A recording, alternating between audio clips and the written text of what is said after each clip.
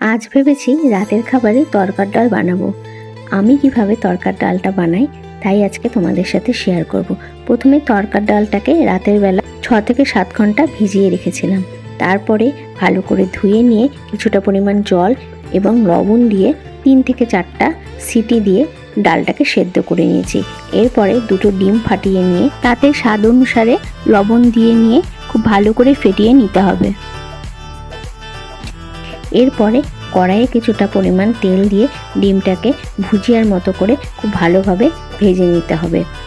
ডিমের ভুজিয়াটাকে কিন্তু খুব হালকা ভাজবো, বেশি ভাজলে শক্ত হয়ে যায়, তাই একটু হালকা করেই ভাজবো যাতে নরম থাকে। এইবার ডিমটাকে একটা বাটিতে তুলে নিয়ে কড়াইয়ে আরও কিছুটা তেল দিয়ে নিলাম। তেলের মধ্যে দিয়ে দিলাম শুকনো লঙ্কা, জিরে আর তেজপাতা ফোড়ন দিয়ে ফোড়নটাকে খুব ভালো করে একটু ভেজে নিতে হবে। তারপরে দিয়ে দেব এর মধ্যে কিছুটা পরিমাণ রসুনটাকে খুব ভালো করে ভেজে নেব।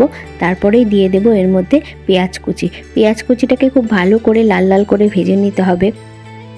ভেজে নিয়ে তারপরে দিয়ে দেব লবণ, হলুদ গুঁড়ো, আর দিয়ে দিচ্ছি টমেটো, দিয়ে দিচ্ছি কাঁচা লঙ্কা, দিয়ে খুব ভালো করে আবারও ভেজে নিতে হবে। এরপরে দিয়ে দিচ্ছি মশলা, তার মধ্যে আদা, কাঁচা লঙ্কা আর জিরে বাটা, এই সমস্ত দিয়ে মশলাটাকে আর শুকনো লঙ্কা গুঁড়ো, তবে এটা কিন্তু কাশ্মীরি রেড চিলি পাউডার, এটা জাস্ট কালারের জন্য, ঝাল কিন্তু হবে না। মশলাটা কষে গেছে, এই সময়ে দিয়ে দেব সেদ্ধ করা ডাল দিয়ে খুব ভালো করে আবারও মশলার সাথে কষে নেব। কষে নিয়ে লাস্টে দিয়ে দিচ্ছি ডিমের ভুজিয়াগুলো দিয়ে মিশিয়ে নেব। এরপরে দিয়ে দেব তরকার মশলা, যেটা তরকার ডালের সাথেই থাকে, ওটা দিয়ে দিলাম। আর এরপরে দিয়ে দেব স্বাদ ও গন্ধের জন্য ঘি আর কুচি করা ধনেপাতা দিয়ে খুব ভালোভাবে মিশিয়ে নিতে হবে। তাহলেই আমাদের রেডি হয়ে যাবে রুটির সাথে খাওয়ার জন্য এগ তরকা বা ডিম তরকা।